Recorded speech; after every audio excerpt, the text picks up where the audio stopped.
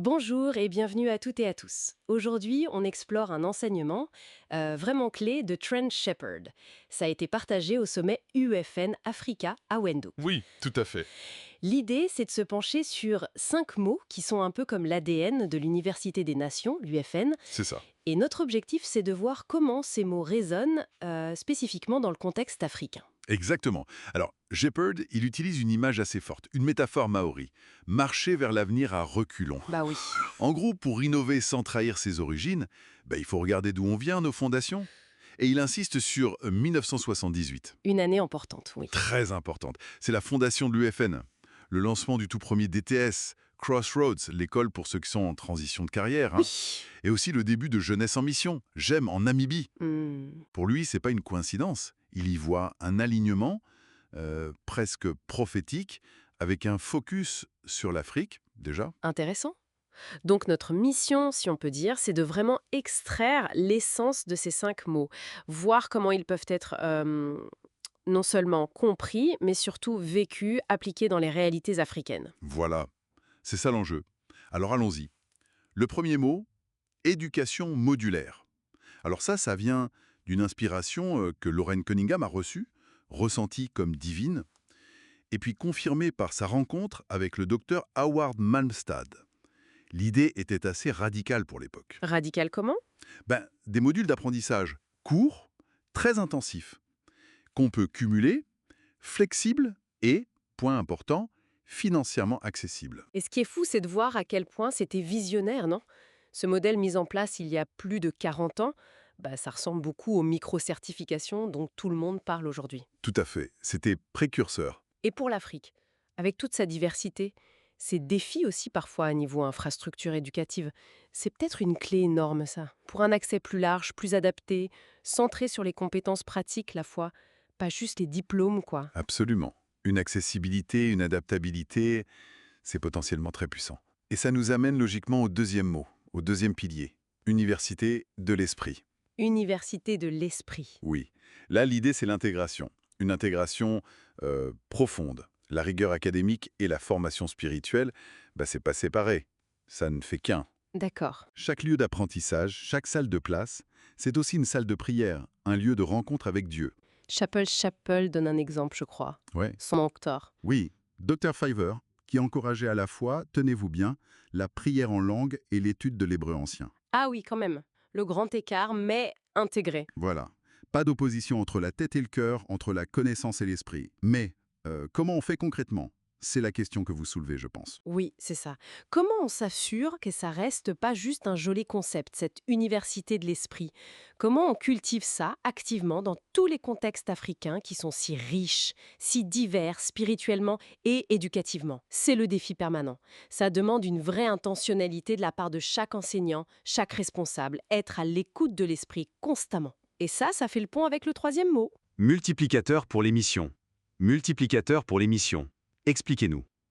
L'UFN, son but, c'est pas seulement de former des pasteurs ou des missionnaires au sens classique, c'est de former des gens pour qu'ils aillent impacter toutes les sphères de la société. Toutes les sphères, c'est-à-dire Les médias, les arts, l'économie, la politique, les droits humains, vraiment partout, une vision très large de la mission. Et là aussi, il y a une figure emblématique, Malmstad, le scientifique missionnaire. Exactement. Mais Shepard nous met aussi en garde. Il y a deux dangers, deux tentations. Lesquels? La première, c'est de réduire la mission au domaine purement religieux, cloisonné. Et l'autre, à l'inverse, c'est d'utiliser l'influence qu'on peut avoir, mais de manière mondaine, sans référence à Dieu. Je vois. C'est une ligne de crête. Comment on équipe les gens alors pour être pertinents dans tous les milieux professionnels africains sans tomber dans ces pièges? Je crois que la clé, c'est de former des personnes dont l'identité profonde, leur identité en Christ, est vraiment le socle de leur action dans le monde.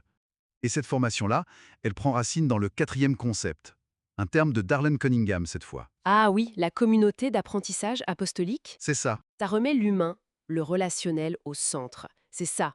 L'environnement, vivre, apprendre. Ou faire la cuisine ou nettoyer, ça forme autant qu'un cours théorique. Précisément. Et c'est crucial, surtout aujourd'hui, à l'ère du numérique, de l'IA.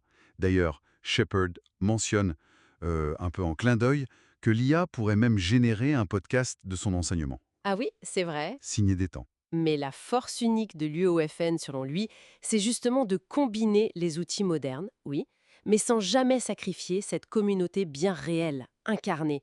C'est essentiel pour forger le caractère. Et on imagine que dans beaucoup de cultures en Afrique très axées sur la communauté, cet aspect vivre, apprendre ensemble, ça doit avoir une résonance toute particulière, non? Ah oui, certainement. C'est un atout distinctif.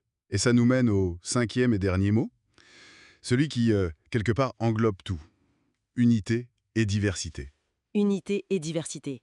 Pour Lauren Cunningham, c'était carrément la rédemption du mot université, si j'ai bien compris. Oui, c'est fort comme expression. L'objectif ultime, c'est de refléter la vision d'Apocalypse 7.9. C'est-à-dire? Toute nation, tribu, peuple et langue réunis.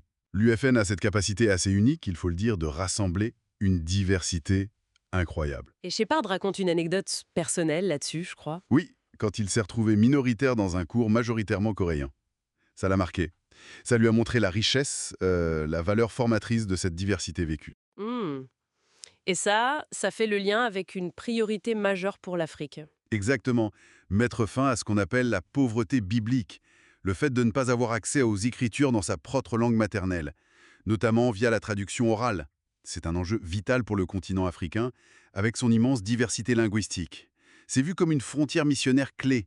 Donc si on récapitule, éducation modulaire, université de l'esprit, multiplicateur pour les missions, communauté d'apprentissage apostolique et unité et diversité. Voilà le socle.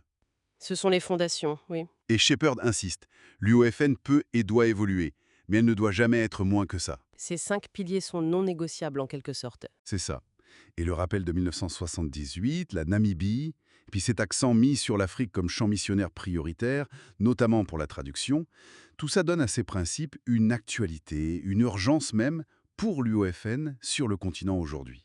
D'ailleurs, la source mentionne que la délégation africaine, lors de ce sommet, s'est engagée à opérationnaliser ces mots, à les rendre concrets. Oui, c'est un engagement fort. Alors peut-être la question qui reste pour aller plus loin, pour notre réflexion à tous, c'est celle-ci. Comment ces fondations, ces 5 mots, peuvent être non seulement appliqués, mais vraiment multipliés, de manière créative, adaptée au contexte si varié de chaque nation, chaque peuple d'Afrique? Comment équiper au mieux la prochaine génération avec ça? C'est une excellente question. Fondamentale pour l'avenir, effectivement. Merci d'avoir partagé cette exploration avec nous. Merci à vous et merci à tous de nous avoir écoutés.